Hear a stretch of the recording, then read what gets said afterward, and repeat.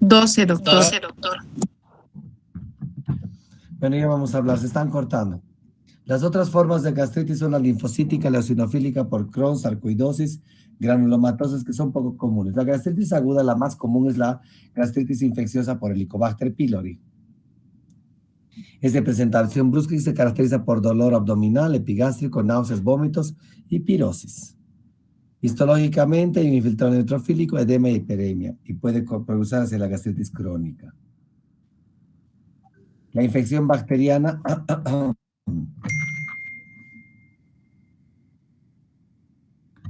puede producir la famosa gastritis flegmonosa, que es una gastritis donde se esfacela la mucosa por el proceso infeccioso, es más en pacientes inmunosuprimidos. ¿Se entiende? No nos está cortando. Sí se entiende, doctor. La mayor riesgo para estas flegmonosas, los alcohólicos, ancianos e inmunodeprimidos. Imagínense que aquí nosotros atendemos un montón de alcohólicos, o sea que son los que mayor riesgo tienen para todo esto.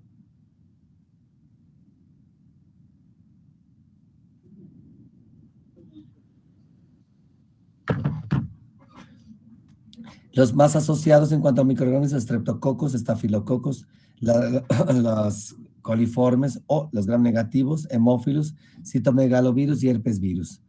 Principalmente, como verán, toda esta lista incluye pacientes inmunocomprometidos. Este es un error. Me he equivocado aquí. Tenía que haber sacado. Esto no es mucosa gástrica, esto es duodeno por si acaso. Esta es mucosa gástrica, inflamada. Y esta es una mucosa con una gastritis enantematosa, que aquí tiene que ser. Mira, error. Enantematosa. ¿Por qué no puedo poner eritematosa? Porque el eritema es de la piel, no de las mucosas. Las gastritis por AINES son generalmente o parecidas a las gastritis alcohólicas, son agudas, con un sangrado, o como unos arañazos, si vale el término, en la mucosa, es una gastritis erosiva aguda. Y básicamente por bloqueo de las síntesis de prostaglandinas, aquí que verán. Por cualquiera de las dos vías, la COX-1 o COX-2, la lesión está presente. Usted sabe por farmacología que si cae la COX-1 se aumenta la COX-2 y viceversa, ¿no ve? O sea que no hay bloqueo y no hay otra cosa. Cualquier AINE, según esta vía, ustedes van a revisar, produce daños sobre la mucosa gástrica. No les vengan a charlar los visitadores diciéndoles de que este es inocuo, que esto no pasa nada, es mentira.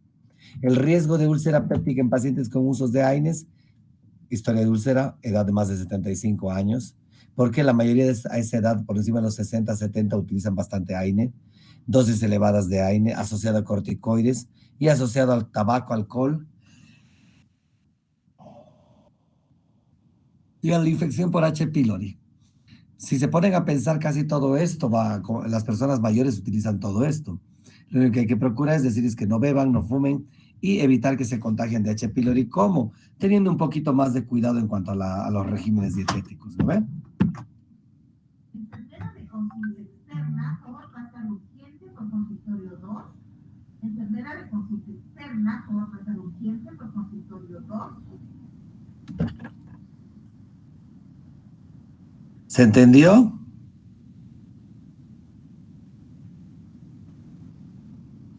Sí, doctor.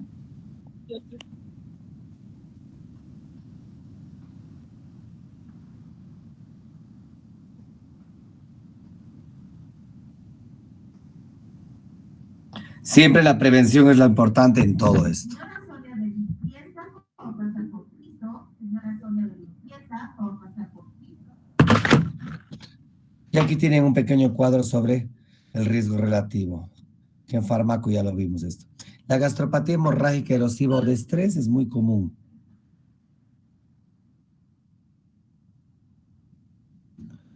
Múltiples focos de hemorragia que no alcanza la muscular y solamente toma la mucosa y excepcionalmente la submucosa. Se diagnostica por endoscopia No evidencia datos de inflamación severa. Puede haber un poco de isquemia en la mucosa y la acidez gástrica concomitante ayuda a esto. Y este está presente en pacientes con quemaduras extensas, politraumas, choque séptico, falla multiorgánica, lo que produce también junto con las úlceras de estrés. El tratamiento básico, disminuir la secreción gástrica, puedes utilizar IBPs o antagonistas H2 y evitar la progresión hacia el sangrado, como mejorando la vía oral lo antes posible, dando dieta y bueno, ante todo, terapia temprana. Esa es la hemorrágica. Si se fijan, hay unos puntillados rojos que, bueno, si esto fuera en piel, tú tocarías y desaparecerían. Y acá hay úlceras. Estas son úlceras. La gastritis crónica, el infiltrado inflamatorio es a predominio de linfocitos y de células plasmáticas. Ya no hay neutrófilos.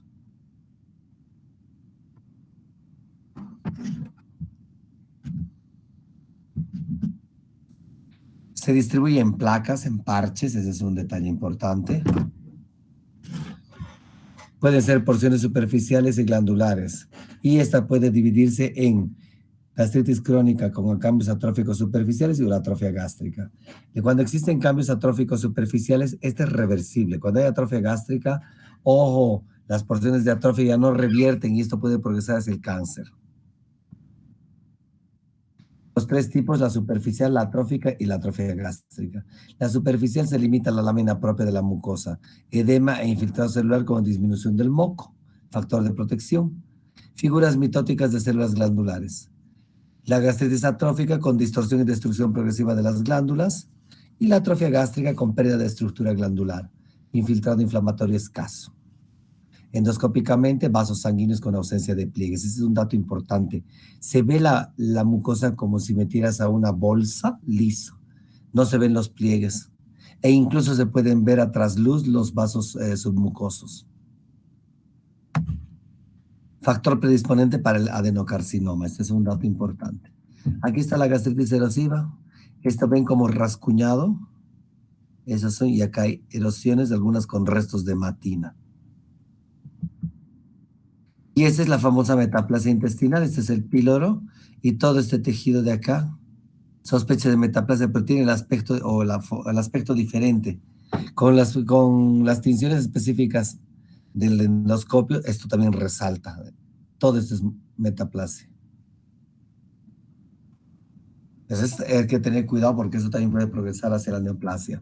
Según la localización, las gastritis pueden ser tipo A, B y AB.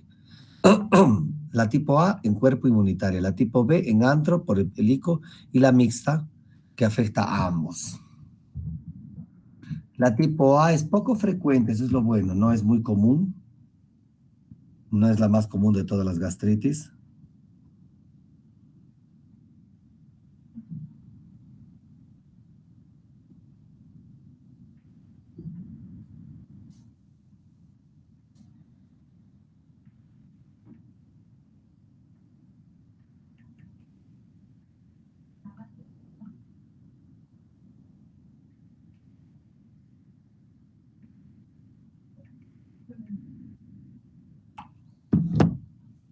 Afecta el fondo y cuerpo. Esto es un dato importante, por supuesto, porque imagínense, cuando afecta más el antro, es menos la probabilidad de posibilidad de desarrollo neoplásico. Anticuerpos contra las células parietales y el factor intrínseco, el paciente cursa con alteración de esta. O sea, va a tener anemia ¿de qué tipo de anemia? Cuando hay falta de factor intrínseco, ¿qué tipo de anemia es?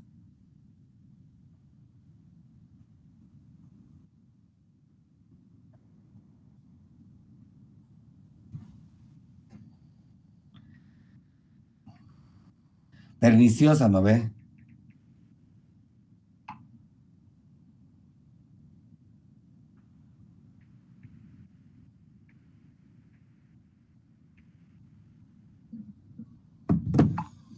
Hay hipergastrinemia, aun cuando hay una hipergastrinemia por acloridria, no va a formar más ácido clorhídrico, porque como hay anticuerpos contra las parietales y el factor intrínseco, no se estimula la otra zona y el fondo y cuerpo no forma, y por eso el paciente tiene acloridria. La antrectomía provoca regresión de lesiones. ¿Esto para qué? Para evitar el estímulo continuo de la gastrina del antro hacia el fondo. Y aquí tienen las autoinmunes. Lo que les decía, mira, la piel o la mucosa despulida, lisa, y estos son los vasos submucosos que se ven. Muy, muy evidente. Ese es un dato de gastritis crónica generalmente autoinmune. Y aquí están los anticuerpos contra las células parietales. La tipo B por Helicobacter pylori, que está recontra estudiada desde el segundo año. Perdón, chicos. Íntimamente relacionada con el H. pylori, predominio antral, este es un dato importante. Conversión a pangastritis dependiendo del tiempo. Muchas veces, después del tratamiento de Helicobacter, si uno hace una nueva endoscopia en un plazo de 6 meses, por cualquier razón, debe tomar, o sospecha de reinfección, debe tomar biopsias del cuerpo y fondo. Porque está demostrado de que el Helicobacter migra hacia esas zonas.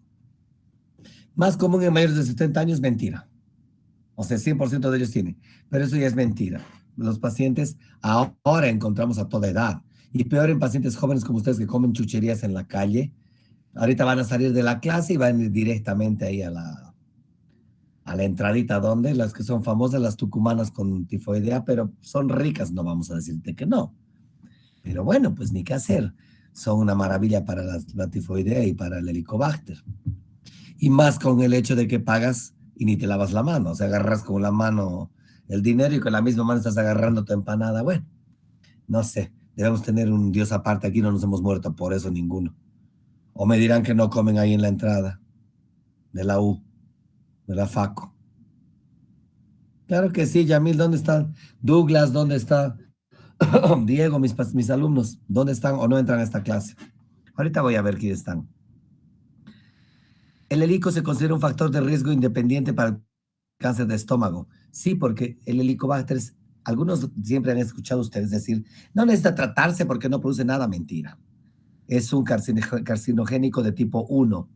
Se debe erradicar siempre porque la falta de erradicación de este puede progresar hacia la gastritis crónica atrófica, a la atrofia gástrica y luego al cáncer gástrico. Por eso es importante.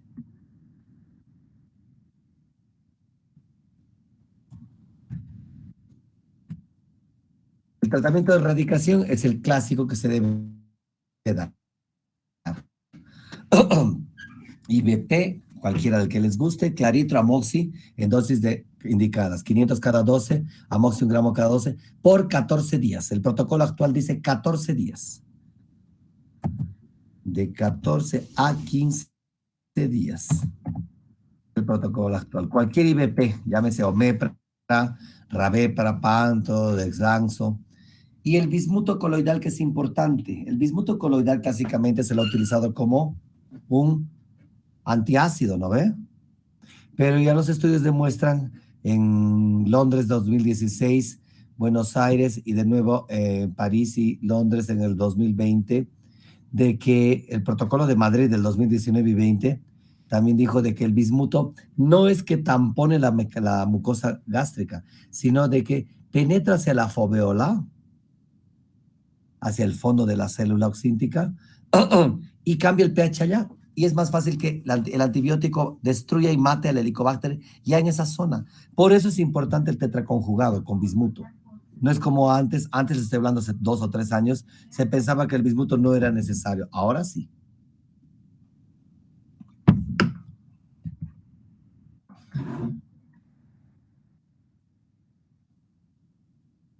Esta es la crónica antral y van a ver acá, miren, un butilado rojo y también los pliegues están perdidos. Y la mucosa se ve como medio paliducha o despulida. Y no les voy a poner placas de histopato en el examen. Una relación directa e importante del Helicobacter es con el linfoma tipo MALT. De allí que es importante, necesario, valga la redundancia, y necesario erradicarlo, porque los pacientes peor con antecedentes familiares de neoplasia pueden desarrollar maltomas. Es más, cuando uno tiene una endoscopia y ve una lesión sospechosa de neoplasia, toma la biopsia y muchas veces te reporta linfoma. Antes de iniciar la quimioterapia se debe hacer tratamiento de erradicación. Esa es la indicación absoluta dentro de este esquema. ¿Entendido?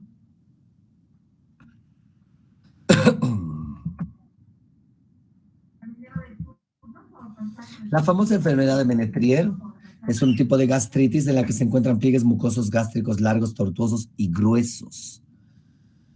Ahorita van a ver una foto. Son raros, es una enfermedad menos mal rara, no es común. Es de tipo autoinmune, muy presente en los pacientes atópicos y bueno, se debe siempre proteger al paciente de esto.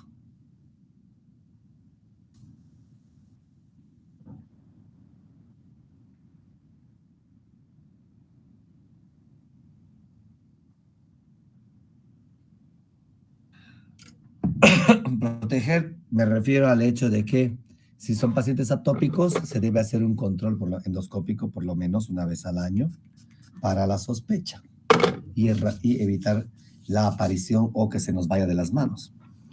Histológicamente, hiperplasia foveolar masiva, como verán allá, y dice hiperplasia de las células de superficie y de las mucosas glandulares. Son bien gruesos los pliegues. Reemplazan a gran parte de las células principales y parietales, por eso también producen lesión. Implica la sobreexpresión de factores de crecimiento tipo alfa. Perdón, chicos. Y va como todas las gastritis, dolor, náusea, anorexia, pérdida de peso, sin mucha, o sea, sin una clínica. Ole, caray, ¿qué pasó aquí?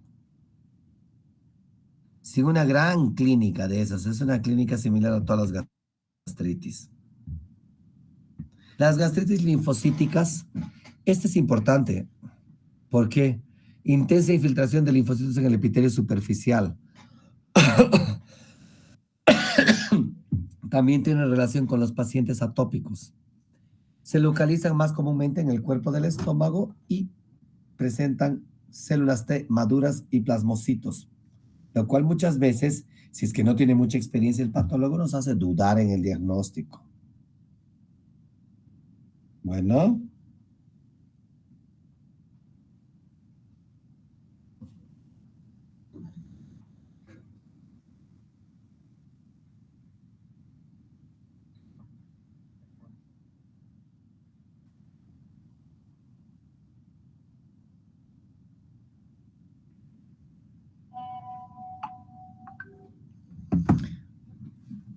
Dice acá, se ha descrito en pacientes con sprue celíaco, al ser una enfermedad en relación a las atopías, por eso el sprue celíaco tiene relación con este. En realidad, cuando hace un diagnóstico de sprue celíaco, debe sospechar y hacer endoscopia para buscar otras patologías. Bueno, cualquier cosa pregunten, jóvenes. Si es que no entienden, pregunten. No tiene síntomas específicos. El engrosamiento de los pliegues. Algunas veces se ve esta imagen, la famosa gastritis varioliforme o verrucosa. Esta, donde se ve una zona de solevantamiento con una depresión central. Y los pliegues son así bien gruesos. Otra imagen debo tener por acá. El tratamiento, lo más común, corticoides. El cromoglicato sódico sirve para controlar el proceso inflamatorio autoinmune, pero los corticoides también se debe dar antihistamínicos e IVPs. Y por supuesto mejorar la dieta. La eosinofílica, esta sí tiene una relación directa con la atopía. Hay un predominio de eosinófilos a nivel de la basal, a nivel de la capa superficial, mucosa, submucosa. Y está en relación directa con atopías, alergias. Alergias a toda clase. La mayoría de los pacientes, si no todos, tienen como antecedente una alergia de algún tipo. Como dice acá, oscila entre la enfermedad gástrica aislada y la gastritis eosinofílica difusa. Afección antral, por ende, también puede producir alteraciones en la absorción de la B12 y del ácido fólico. Los pliegues también son engrosados, bastante inflamados, se obstruyen los orificios de salida a nivel de los linfáticos. Hay dolor, náuseas y vómitos, como verán, los síntomas son de lo más inespecíficos. E igualmente se da ¿cómo se llama? Glucocorticoides, antihistamínicos y por supuesto IVPs.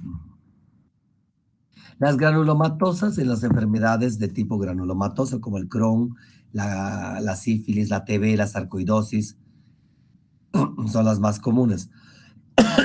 El diagnóstico es por endoscopia y biopsia. Sospechar en quiénes, cuando metes un endoscopio, ves una mucosa medio rara, medio gruesa, pero por parches, ¿entiendes?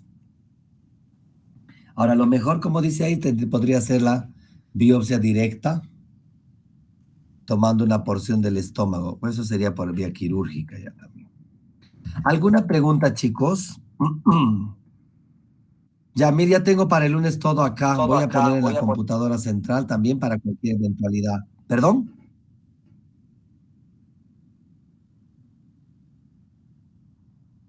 ¿No te he escuchado? Tenía una pequeña consulta, doctor, respecto al tema. Dime. Eh, ¿Cuál es el tiempo o el tiempo de evolución de una gastritis atrófica para que evolucione a una metaplasia? No, la gastritis atrófica no evoluciona a metaplasia. La gastritis atrófica, crónica atrófica, evoluciona a la atrofia gástrica. Tú vas a tener, cuando tienes gastritis crónica atrófica, tienes unas áreas de metaplasia y áreas de pérdida de tejido con atrofia y datos crónicos. Si no controlas esto y no erradicas el helicobacter, va a pasar una atrofia gástrica donde hay una pérdida total del epitelio normal del estómago. E incluso las fobiolas se pierden. Y ahí sí puedes ver si existe o no displasia. No metaplasia, displasia ya. ¿Comprendido? Sí, doctor. Era la consulta porque en las diapositivas me parece que estaba escrito metaplasia.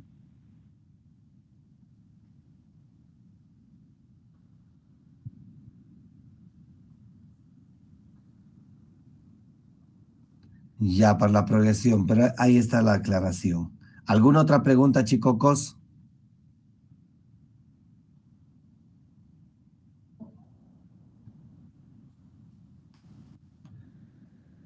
¿Está claro? Sí, doctor, estaba claro. Sí, doctor. ¿Tienen alguna otra duda? ¿Quieren avanzar otro tema más? ¿O andan ansiosos por su examen del lunes? Es fácil el lunes. No se asusten. Disculpe, doctor, ¿podríamos avanzar si desea un tema Dime. más para suplantarlo de lunes? Cortando. Te estás cortando. Doctor, ¿me escucha? Ahora sí. Bien, le decía que si es posible podríamos estar avanzando también un tema el día de hoy. Ok, para vamos a que llevar. así ahorita. Voy a buscar, espera. Hola. ¿Dónde es? Ya, voy a hacer lo imposible. Ya, chao. Ya, chao, gracias. Me beso, chao. Déjenme buscar el tema de úlcera, espera. Ese más avanzaremos entonces para ganar tiempo, ¿no ve? Tienes toda la razón. ¿Y dónde está ahora úlcera? Ay, Dios santo.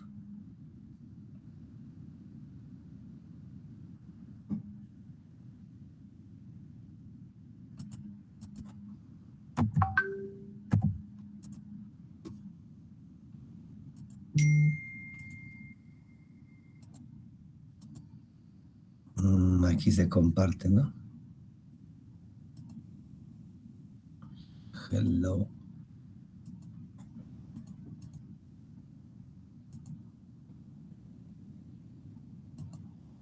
¿Se ve ahora, chicos? Sí, doctor. Ya, esto más avanzaremos para ganar el tema del lunes. Eso tienes toda la razón. Vamos rápido.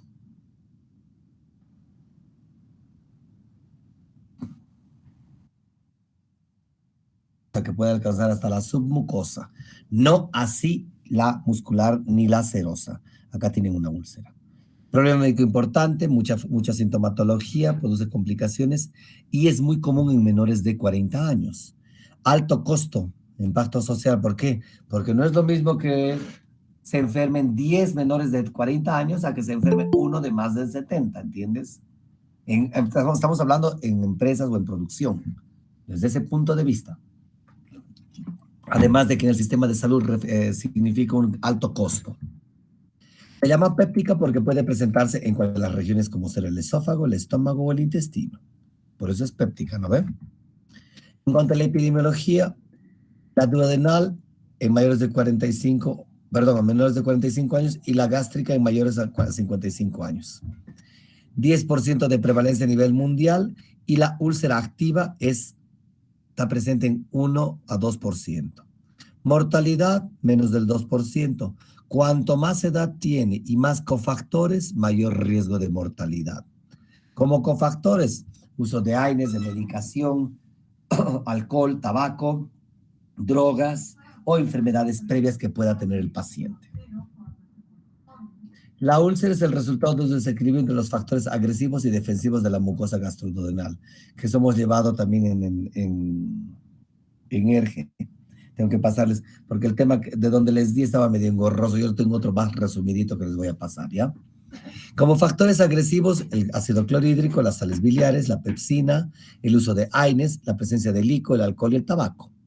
Y como defensivos, el moco, el bicarbonato, el flujo sanguíneo de la mucosa gástrica y la capacidad de restitución tisular que tiene el epitelio. Por supuesto que cuanto más joven el paciente, más rápido se restituye.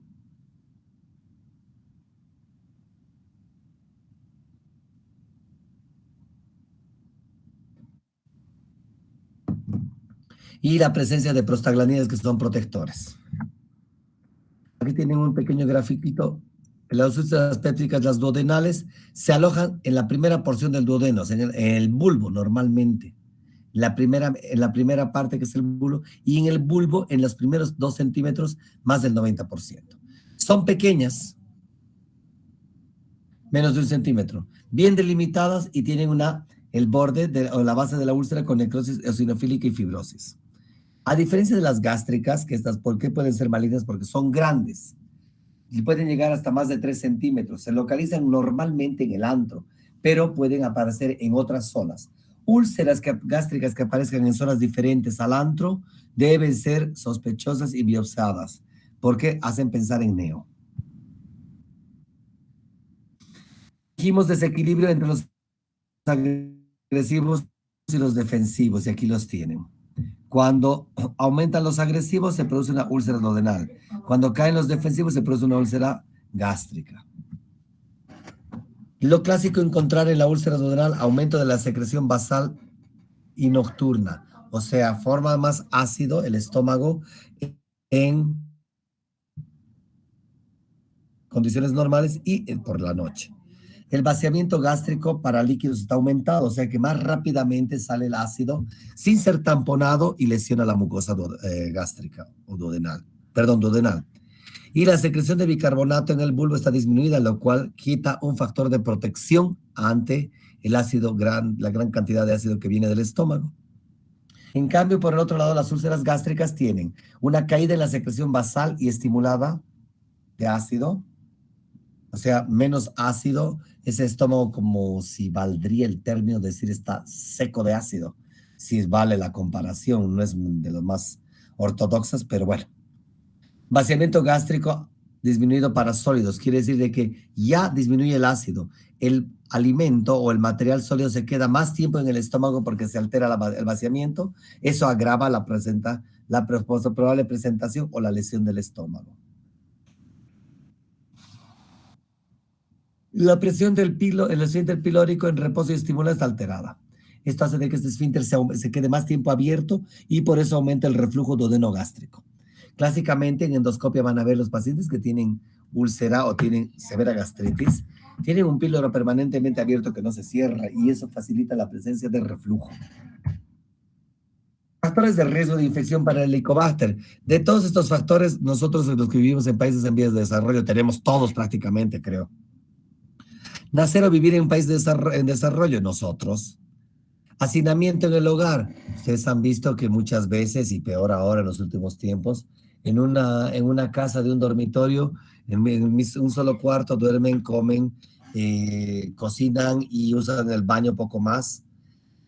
La familia entera, que son los papás, o sea, la mamá, el papá y los 4 hijos. Algunos tienen una letrina alejada de la casa, eso ya ayuda un poco, pero generalmente es así, o a veces se va a vivir la abuelita, el abuelito, y más gente en un espacio más corto, ¿no ve? Condiciones de vida antihigiénicas, eso se refiere a no tener limpieza en el hogar, no tener agua potable, cosas como esas. ¿Quién es? Exposición del contenido gástrico al contenido gástrico de una persona infectada. ¿Quiénes estamos ahí? Nosotros, los médicos, las enfermeras, personas de salud. Es fácil atender a un paciente y que vomite encima. No es lo normal, menos mal, porque con el tiempo aprendes. Pero puede sucedernos si nos contaminamos ahí. Y nivel socioeconómico bajo, no porque ser pobre sea un pecado, sino porque el nivel socioeconómico bajo hace de que el paciente y la familia no pueda comer en buenas condiciones, no pueda tener una buena alimentación y o servicios de salud o agua potable de las mejores. Entonces, eso agrava ¿Qué es, niña? Eso agrava la posibilidad de contagio. Después. La transmisión de persona a persona, oral y fecal oral. Es muy fácil. Nada de esto les voy a dar porque ustedes ya lo saben. Características del Helicobacter, cómo se encuentra, todas esas vainas. Eso es microbiología pura. De todos modos, les voy a dar el slide, no se preocupen. Los síntomas clásicos: dolor abdominal, anorexia, pérdida de peso por falta de... Muchas veces el apetito se corta porque por el dolor y el paciente baja de peso. Náuseas, vómitos, pirosis, distensión y meteorismo. En la úlcera, la pirosis no es la característica o el síntoma característico o cardinal, como en la ERGE, ¿no ve? El resto son síntomas inespecíficos propios de toda dispepsia. Síntomas de alarma y signos de alarma: dolor continuo, que no se da con nada, que sea más nocturno que diurno. Los vómitos repetitivos, que haya hematemesis y melena, nos hace decir de alguna lesión que sangra. Una masa epigástrica palpable, adenopatía supraclavicular, es un bircho positivo, y anemia, anemia perniciosa o anemia microcítica hipocrómica o anemia por déficit de B12, megaloblástica, ¿no ve? El diagnóstico, el mejor diagnóstico es el endoscópico. El radiológico, o sea, está nombrado porque tienen que saberlo, pero no es lo mejor porque tú le vas a dar una sustancia, bario le vas a dar una sustancia radioopaca que lo que hace es demostrarte la presencia de un nicho ulceroso, pero no te permite tomar biopsias ni caracterizar la lesión directamente por visión directa, sino por rayos. Entonces, no es mala técnica, pero ha sido desplazada. La endoscopia, por el otro lado, es una técnica mejor usada, nos permite ver, visualizar la lesión, caracterizarla, ver si está sangrando o no, y además hacer terapéutica. E independientemente de eso, tomar biopsias.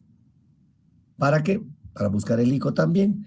Este ICO se busca por test de urasa, por cultivos, por histología, por serología o aliento, aire expirado con urasa.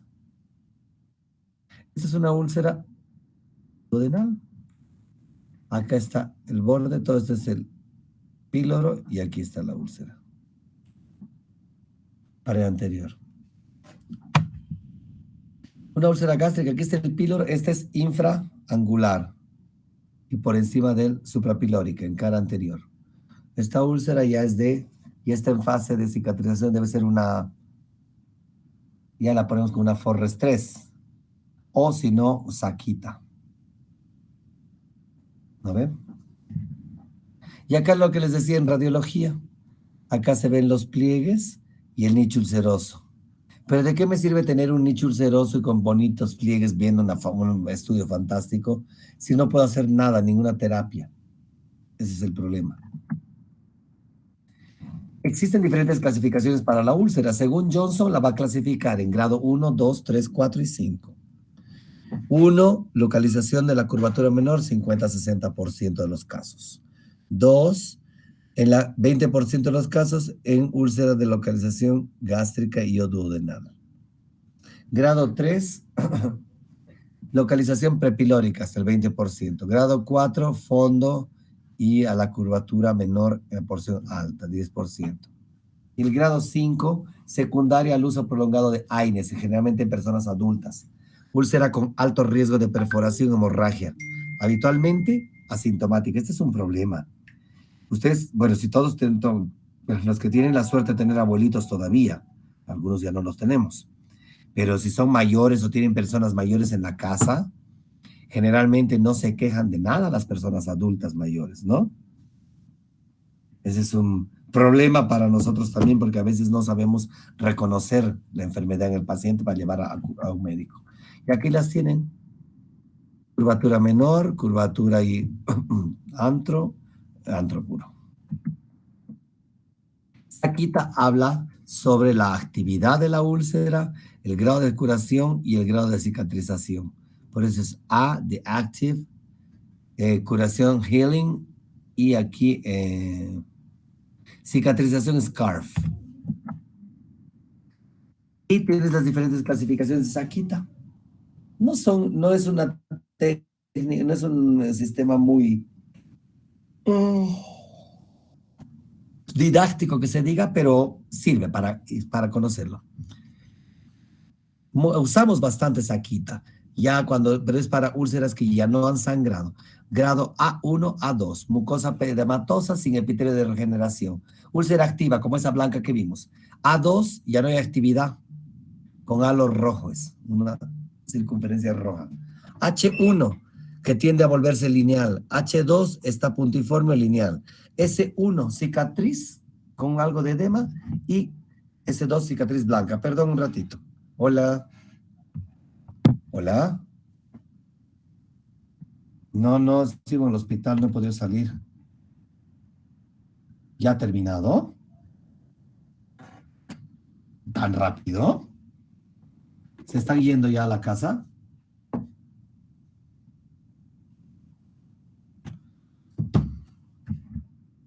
Y la madre de todas las clasificaciones, porque la de Forre sirve para clasificar las úlceras con sangrado activo. No otro tipo. Estas nos muestran 3 tipos, 1, 2 y 3. La 1, 1A, 1B.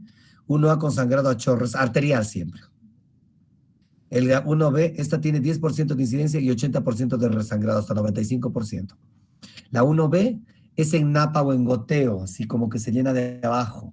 10% de incidencia y 65-80% de riesgo de resangrado a las 24 horas.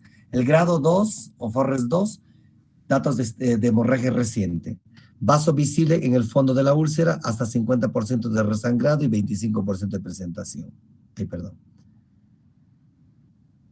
2B, coágulo adherido. 2C, base de matina. Y 3 es una úlcera sin estigmas de sangrado como mancha blanca. Y aquí sus porcentajes de resangrado. Les voy a pasar esto, chicos, no se preocupen. El diagnóstico diferencial de la úlcera con la dispepsia funcional, con la enfermedad por reflujo gastroesofágico, el dolor torácico no cardíaco, la colelitiasis, las neoplasias de cualquier tipo, principalmente digestivas, la isquemia mesentérica y las granulomatosas. Evolución natural, una úlcera gástrica péptica, evoluciona a la cicatrización en forma espontánea en 20 a 60% de los casos. No significa que por eso debemos dejar de lado y no hacer ningún tipo de tratamiento. Se debe hacer. Con terapia antisecretora, hasta 95% de curación a las 4 semanas. Y esta es la presentación de recurrencia al año. Una úlcera, 33%. Sin recurrencia, 20%. Más de 2 úlceras, 22%. Y 2 úlceras o menos, 25%. Fácil de saber. Las complicaciones de las úlceras son la hemorragia digestiva alta, en este caso, la perforación, la penetración y la estenosis pilórica por cicatrización. El tratamiento, como les expliqué hace rato, pero aquí básicamente hay objetivos. Aliviar los síntomas, promover la curación y cicatrización y evitar las complicaciones. Hay que quitar el alcohol, el tabaco, los AINES. Se debe hacer prevención de recidiva y complicaciones, controlar la acidez gástrica y aumentar la barrera mucosa con la medicación. La erradicación, como les dije, tetraconjugado. ¿Por qué tetra? Porque 2 antibióticos y bismuto coloidal más, en este caso, ¿no ven? Los antibióticos y el IVP. Por 15 días, 14 a 15 días. se tiene la terapia triple, terapia múltiple. También hay terapias, la clásica claritro con amoxi. También hay variantes con otras drogas, pero que sean sensibles, para las que sea sensible el helicobacter. Se debe quitar los aires y el tabaco, principalmente los aires si es que se puede. Si el abuelito que tiene artrosis le voy a quitar, se muere de dolor, no se lo quito, ¿no ve? Una úlcera duodenal más esofagitis mínimamente se debe tener terapia de 12 a 20 semanas. No está. Las de mantenimiento, pasa al mantenimiento con antisecretores en pacientes que utilizan AINES en forma continua. ¿Qué quieres buscar? Fíjate nomás. Cuando el helicobacter no puede erradicarse, es una población endémica o las aguas están severamente contaminadas.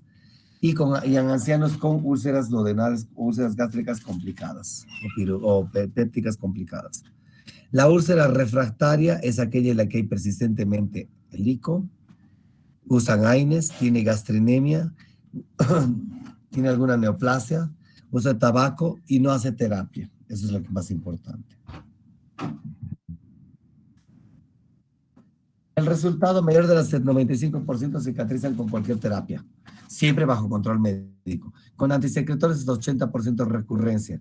Terapia de mantenimiento, 25% de recurrencia. Con erradicación del Helicobacter pylori, menos del 5% de recurrencia. La erradicación considera curación. Ese es un dato importante. Aquí les voy a pasar eso también, es una lista. El tratamiento quirúrgico, bueno, prácticamente ni lo nombro porque yo no soy cirujano.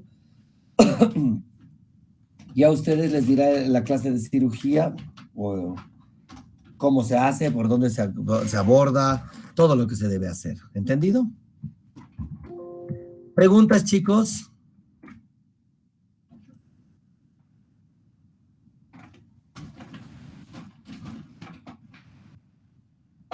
Hola.